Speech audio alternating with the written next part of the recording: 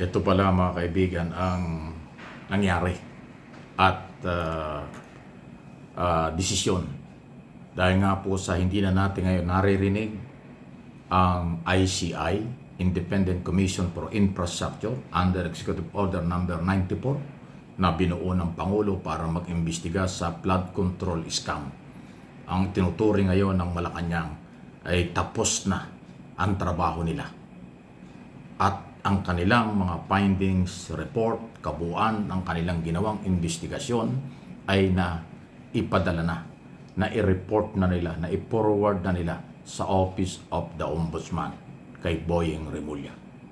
At dahil dyan, ang sabi ngayon ng Office of the President, Malacanang, na ipinapaubaya na nila sa Ombudsman kung kanilang ilalabas ang lahat ng record na ito o hindi.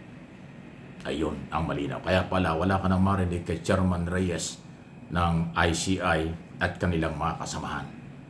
Hindi pa naman, alam ko, hindi pa naman totaling inabolish, pero wala na, tapos na ang kanilang ginagawa. Na-recommenda na nila lahat. Parang abolish na rin yan. Na-recommenda na, yun naman ang trabaho kasi ng ICI. Investigation, then recommendation, referral before Ombudsman kung sino-sino ang mga dapat kasuhan sa flood control. So may congressman, senador, at iba pa. Kung yung magunita, ito sina Escudero, sina Romualdez, Secretary Bonoan, at marami pang iba. Lahat yan ay dumaan sa pagsusuri.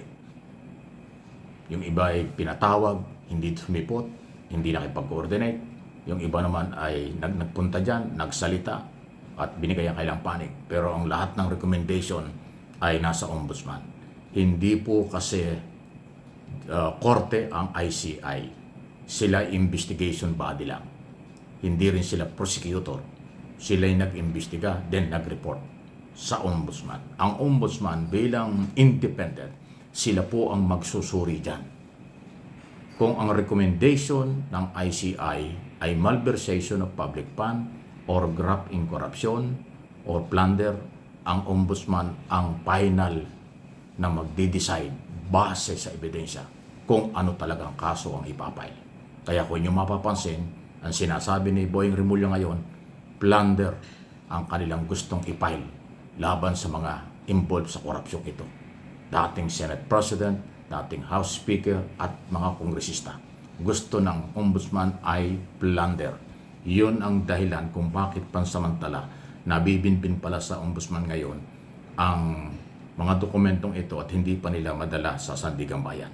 Pero sinasabi nila ngayong April hanggang Mayo ay marami nang ipapile na kaso. Kasi nga nasa kanila na ang lahat ng dokumento mula sa Department of Justice at ICI.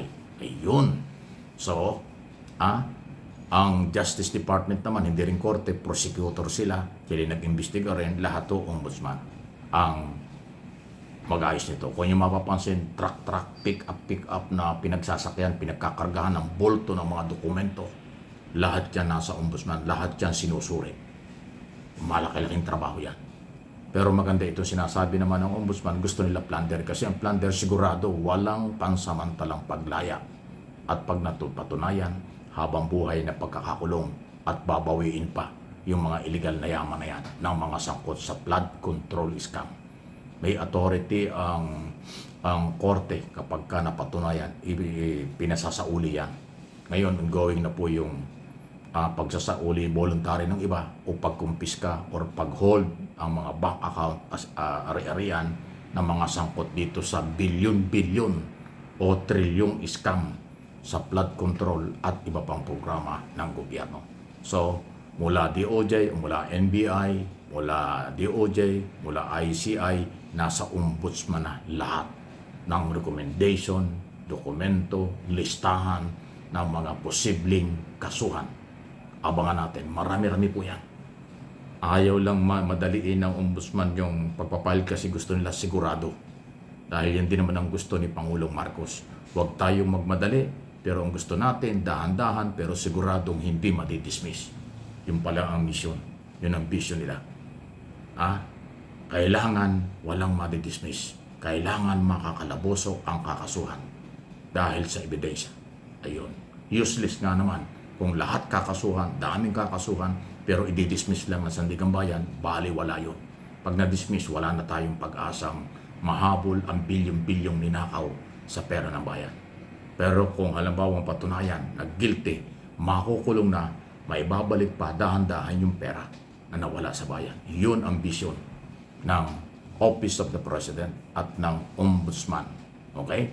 Kaya ako ito pinapaliwanag kasi development ito, kung yung mapapansin itong aking mga channel, kabilang sa mga umu-call out, nagko-call out tayo sa mga kinaukulang bakit ang bagal, bakit walang nangyayari, bakit ganito, dami natin tanong, so dahan-dahan nila sinasagot. Yun naman pala, ipinasa na ng Malacanang sa Ombudsman ang lahat, okay, ng ebidensya at dokumento. So dahil independent ang Ombudsman, hindi pwedeng madaliin ng Pangulo yan.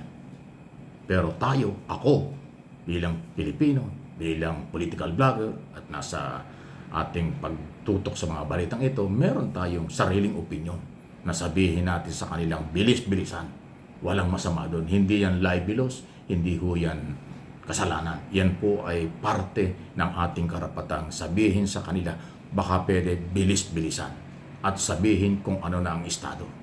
Ayun, okay? Para malinaw. Sila'y independent sa mga paggalaw.